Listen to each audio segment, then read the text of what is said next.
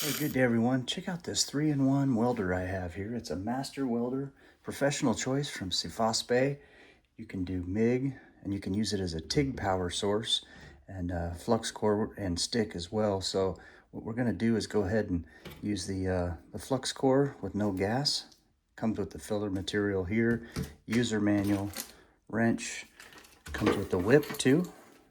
I'll show you how to use all this, ground clamp, and then a electrode holder too for stick welding. As far as the welder goes here, there's a look at the front. This thing opens up on the side like that. Put our spooled wire in there. There's the power right there. And this thing just plugs right into the 110 outlet. I really like that this thing comes with a wrench and extra tips. First step, we're going to go ahead and install this. This one goes right here. And your ground clamp goes right in here. That's your ground, so you're going to connect this to your workpiece. Okay, I got it plugged in. I'm going to go ahead and turn it on now in the back. Your adjustments, your amperage adjustment is right here. And your mode right there, so you can see it says Lift TIG Flux. That's what we're going to use with our wire, our spool wire. And you can adjust your amps there, how many amps you want to use. Now go ahead and turn it off and then install the wire. Got some 71 TIG wire here, and it's flux cored. It means the flux is on the inside of the wire, so you can use it without gas. Step one is to open this up right here. Like that. Open that up and remove this. Just like that. So hang on to this. The wire's going to go right on there. Little pro tip here, once you get this piece of wire loose from the spool, don't let it go. It'll all spool up on you. You're going to want to hang on to it. That sticker was placed here for a reason. That's to keep that wire piece from coming out. But we're going to go ahead and pull it out and hang on to it. And then it's going to feed on here just like this. And the wire is going to go through that port right there. And clip the end off.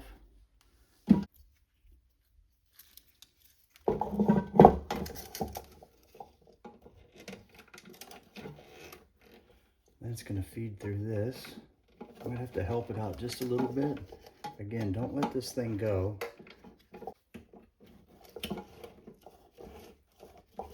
So that's going to go right on there.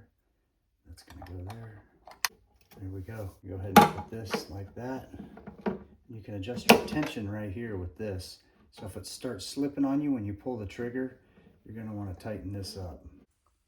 Keep this wrench with your welder too, because it helps when removing these tips. So you can just stick this in here. You can take that off. Now we'll turn it back on and run our wire through there. There we go. Put the ground clamp down there.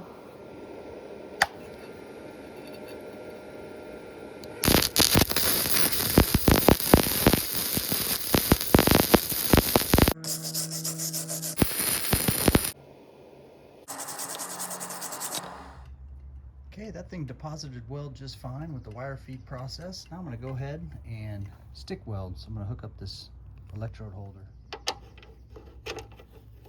Now I'll turn it on and switch it to right mode. I'm going to switch it to stick mode. And stick. I'll try it about 81 amps here.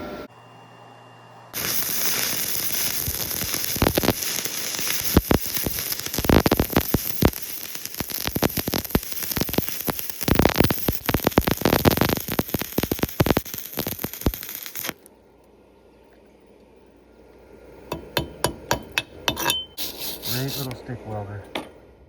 Overall, super happy with the way this thing performs, both wire feed and stick welding processes. Great little welder here. Thanks for watching, everybody.